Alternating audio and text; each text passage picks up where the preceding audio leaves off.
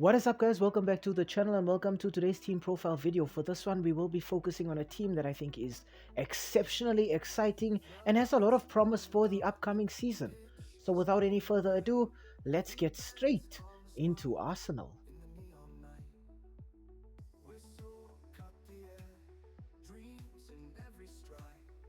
The first player I'd like to talk about for the Gunners is the man between the sticks in David Raya, an intelligent, a very reliable, a very stable goalkeeper. What I like about David Raya was he came into Arsenal probably expecting to play second fiddle to Aaron Ramsdale, and then somehow through very good performances and consistency last season, David Raya ended up being the first choice goalkeeper at Arsenal. And I actually think that some Arsenal fans this season will be hoping that David Raya is able to take some of those very good performances for the Gunners last season and improve on them for this upcoming campaign. At centre back, the first player I'd like to talk about here is Saliba. Saliba is a very strong, very quick, very intelligent centre back. What I like about Saliba is he likes to run with the ball at his feet. A lot of the time you will see Saliba carrying that ball as a centre back through the first third of the pitch into their central areas, trying to deliver it to the midfielders, but also just looking to get the team moving as a unit. Saliba also gives you a bit of an attacking edge from set pieces. Being a very tall, very physical player means that he can get into those set piece situations like corners and free kicks and deliver with headers. Next up, I'd like to look at his partner at centre back in Gabriel. Just like Saliba, Gabriel is very quick, very intelligent, very physical. What I like about Gabriel, however, is he likes to be more of the player on the receiving end of those attacking balls. While Saliba carries the ball, Gabriel is looking to just get into those spaces in the midfield, contribute to the attacking play from a more deep position. But like Saliba, Gabriel as well poses a great threat for Arsenal from those set pieces like corners and free kicks. At left back, I think we will see Tomiyasu. Tomiyasu came into this Arsenal team last season and really revolutionized how the Gunners approach the game on the left wing. Tomiyasu gives them an additional body moving forward. He likes to go up front. He likes to support the attack. He's got good crossing and passing range. And altogether, Tomiyasu is a very creative wide player. At right back, I think we will see Ben White. Now, Ben White is more of that defensive wing back. He does give the team a little bit going forward from a static position through his passing, but Ben White likes to make sure that he's covered defensively. He likes to make sure that Arsenal aren't able to be caught on the counter attack, and he likes to seal up that right back position, ensuring that the opposition cannot mount any attacks whatsoever on his wing. In the heart of the midfield, I think operating as a deep line playmaker, we will see Italian Jorginho. What I like about Jorginho is he's the kind of midfielder who's not afraid to get stuck in and do the dirty jobs in those midfield positions. Jorginho is often flying into tackles, applying pressure on opposition players when they have the ball. He's very good at reading the game so he can cut passes out before they reach their destination. But Jorginho can also play in that deep line playmaker role very, very well. He likes to orchestrate the play from those central positions with his great passing range and his movement, and he is the kind of player who's permanently aware of exactly what is happening all over the pitch around him. Giving this team a bit of flexibility from a central midfield position, I think we will see Declan Rice. Declan Rice gives this team just as much going forward as he does tracking back. Declan Rice can play defensive, he can play offensive, he can run with the ball at his feet, he can take shots, he can score goals. He's kind of like Arsenal's Swiss Army knife within their midfield, able to do whatever is necessary, but also being able to run at great pace, great speed, and just performing with fantastic endurance and stamina from the first minute right up until the 90th. In terms of just a pure attacking edge from the midfield, I think we will be able to look at Martin Odegaard for that. Odegaard is the kind of player who revels in playing the final ball to the attacking players. Odegaard has great passing ability, he's got great close control, he does have great vision as well, but Odegaard is also that kind of player who likes to arrive late into the box, picking up the ball from out wide and then taking shots at the opposition goalkeeper, scoring great long-range goals.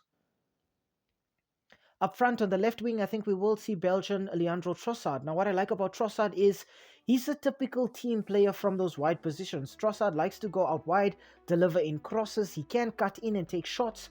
But Trossard is always looking to build up play with his teammates. He's always looking to link up with others, play them in better positions. But if he needs to score goals and if Arsenal need him to get those goals, Trossard can do so as well. On the right wing, I think we will see young English winger Bukayo Saka.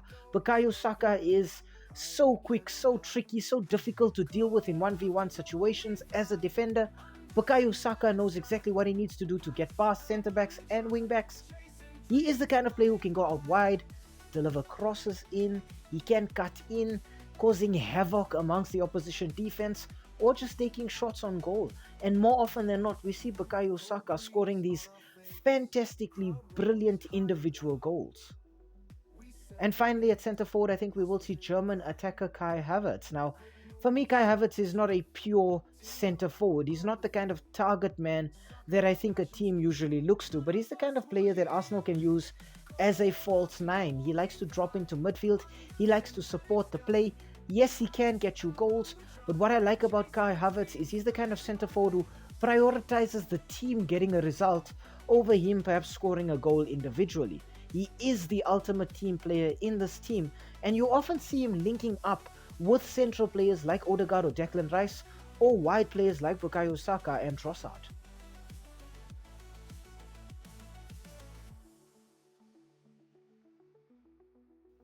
Okay, looking at the tactics that we'll see employed by Arsenal this season, I think Mikel Arteta is going to set his team up in a flexible 4-3-3 formation more often than not. We will see the team either playing with a double pivot of perhaps Declan Rice and Jorginho, or just that lone anchor in the midfield in Jorginho, while Declan Rice and Martin Odegaard are then given license to just roam around in the opposition attacking third to support the play, carry the ball, and take shots if necessary. In Martin Odegaard in particular, I think Arsenal have a player who likes to play in that number 10 playmaking role. He likes to be on the end of those final balls, but he also likes to be delivering those final balls to the attacking players. Odegaard can pass, he can score. I think essentially this team, in terms of their central attacks, like to build on Odegaard. Out wide, they love to use their pace to just stretch the opposition and then just create holes in the center of the pitch for the midfielders to then take advantage of. Players like Bukayo Saka and Trossard are so quick, they have so much pace, they have such good dribbling ability, and they know exactly how to attack quickly on the counter attack if the team chooses to do so. Flexibility for me is a big part of Arsenal's game.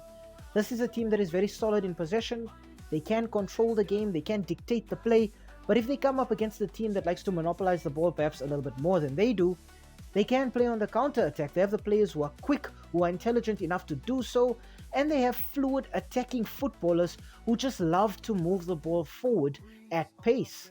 Playing with a midfield anchor means this team do have a bit of an insurance policy for their centre backs. But when they play with a double pivot, we see an Arsenal team that plays with more control, perhaps a little bit of a more slower game plan. When they do play with that sole player in that anchoring role, that's the Arsenal we see playing quicker football, counter-attacking, using their wings. The wing-backs in particular like to support the attack out wide. If we see Tomiyasu going out on the left, Ben White will drop in to provide defensive cover. If we see Ben White providing a bit of attacking edge on that right wing, we will then see Tomiyasu dropping in.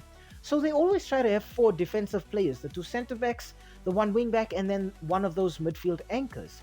But Arsenal do try to get at the opposition as much as they can. Their football is played with a purpose, with intent, and more often than not, we see the Gunners building up right through the team, from the defense, moving through to the midfield, to the attacking players, and then getting goals, playing this fluid, attractive style of football where they don't just look to outscore, but they also look to outplay.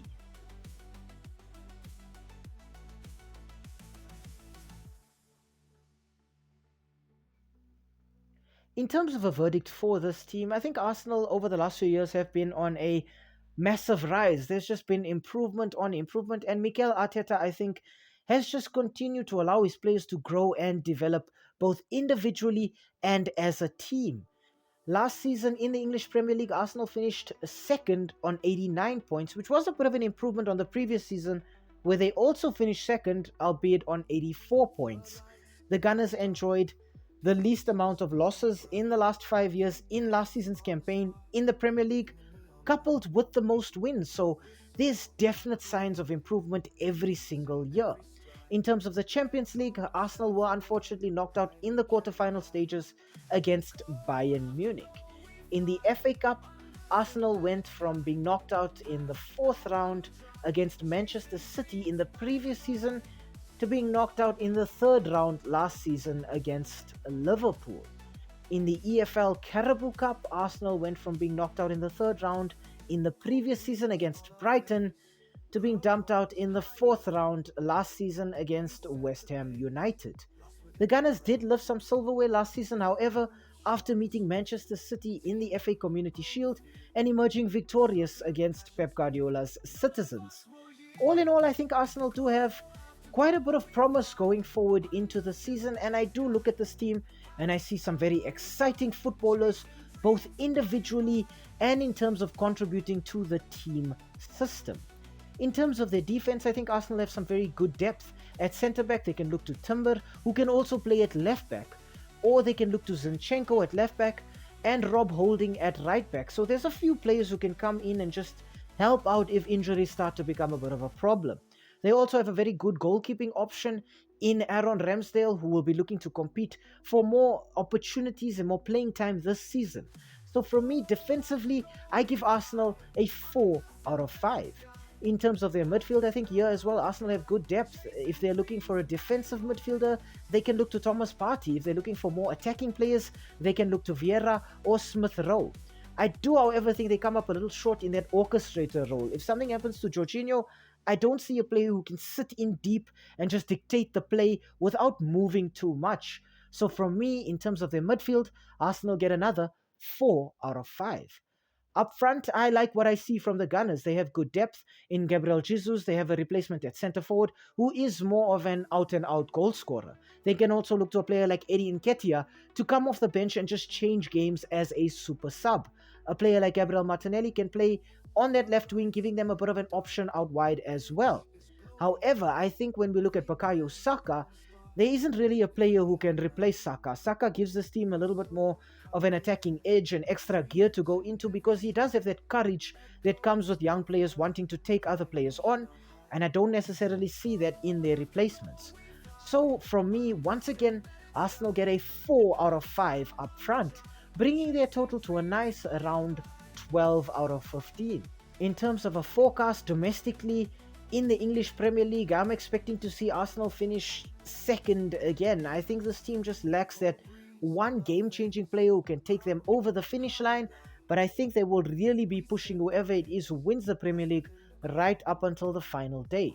In terms of the Champions League, I see Arsenal getting knocked out in the quarterfinals again. I think once again this team just misses that game-changing player who can make all the difference on those big European nights against the likes of Real Madrid, Barcelona, Inter Milan and Bayern Munich. In the FA Cup, I think Arsenal can lift this trophy at the end of the season. I think if Mikel Arteta decides to prioritize this tournament in particular, I can see the Gunners going all the way in the FA Cup.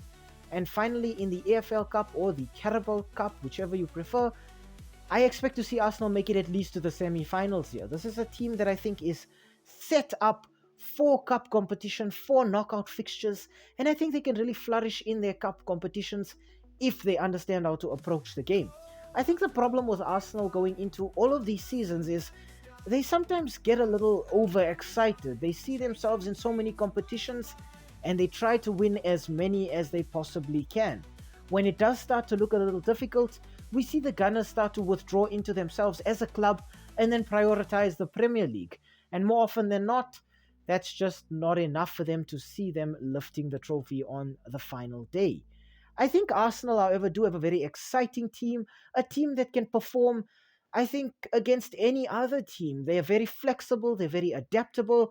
I think these players just need to believe in themselves a little bit more. And I think that could be the main factor as to why this team has not won any trophies. Perhaps they're still limited in how they need to play or how they think they need to play. And I think more often than not, Arsenal just need to enjoy themselves. And in doing so, trophies will just follow.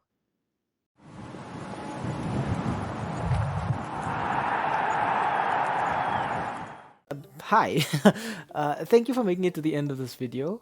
We really appreciate the watch time and the fact that you took some time out of your day to spend it with us talking about the sport that we all love.